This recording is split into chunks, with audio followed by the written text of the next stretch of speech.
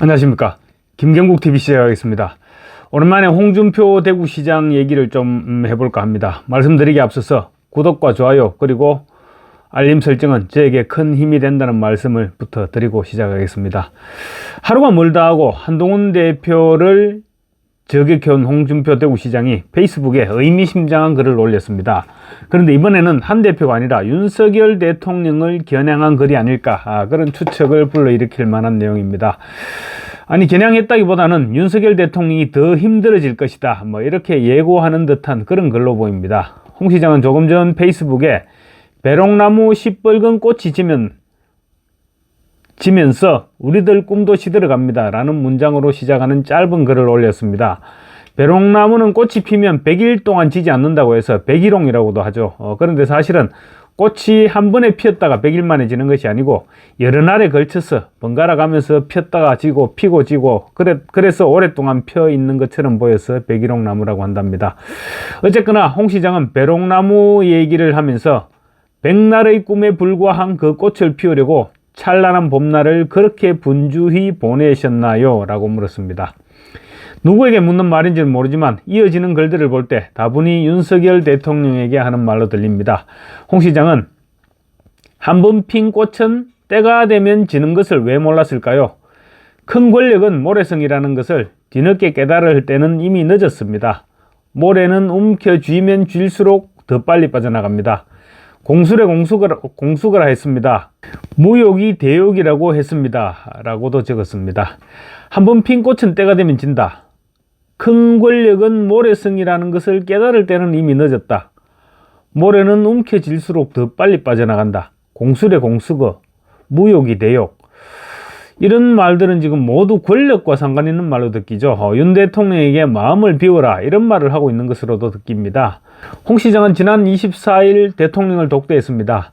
이 자리에서 윤 대통령은 홍 시장에게 윤석열 정부에서 함께 일하자고 제안했던 것으로 확인되고 있습니다. 그러나 홍 시장은 윤 대통령의 제안을 거절하고 야당의 동의를 받을 수 있는 야권 인사를 추천했던 것으로 전해지고 있습니다.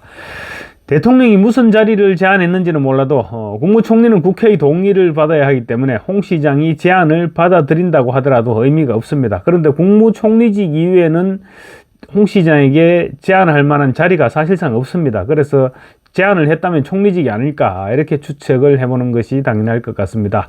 어쨌든 간에 윤 대통령은 홍 대표에게 정부에 들어올 것을 제안했는데 홍 대표는 거절하면서 박영선 전 장관과 같은 그런 류의 인물을 추천했다고 합니다. 총선 패배 직후 대통령실에서 박영선 총리설이 급부상했다가 무산되기도 했죠. 그런데 윤석열 대통령이 그런 비슷한 카드를 다시 꺼내들기는 쉽지 않을 것입니다.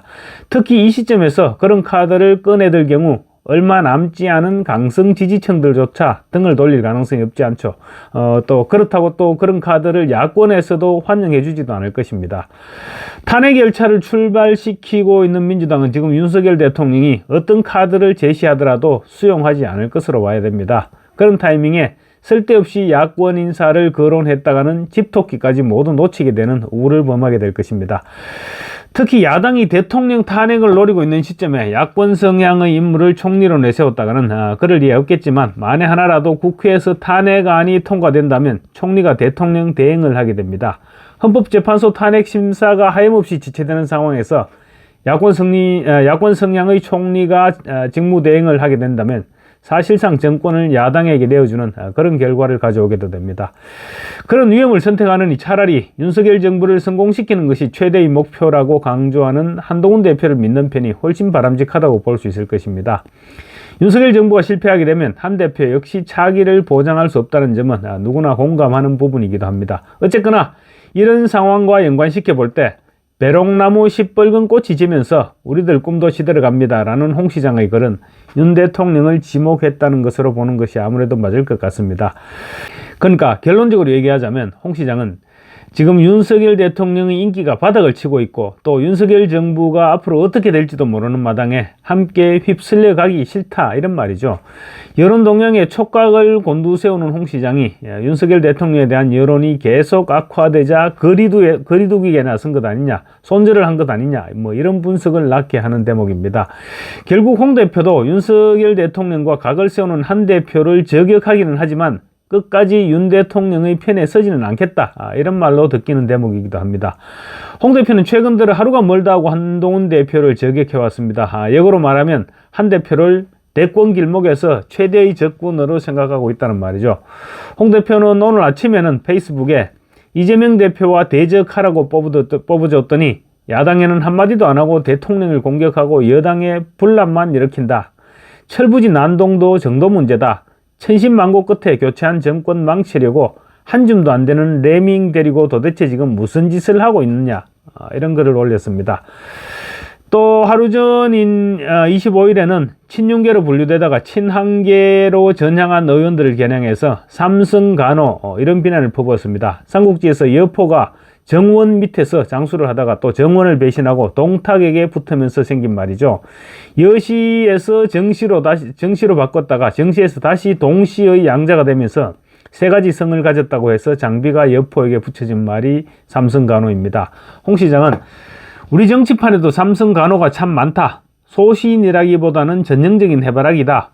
국회의원이 뭐길래 삼성간호짓까지 하면서 하는지 부끄러움을 알아야 되는데 수호지심도 없나 봅니다. 최근에 보면 그 간호들은 삼성간호가 아니라 앞으로 4성간호, 5성간호까지 할 수 있는 사람들 아닌가 할 정도로 변화무쌍하다. 참 딱하고 측은합니다. 이렇게 적었습니다.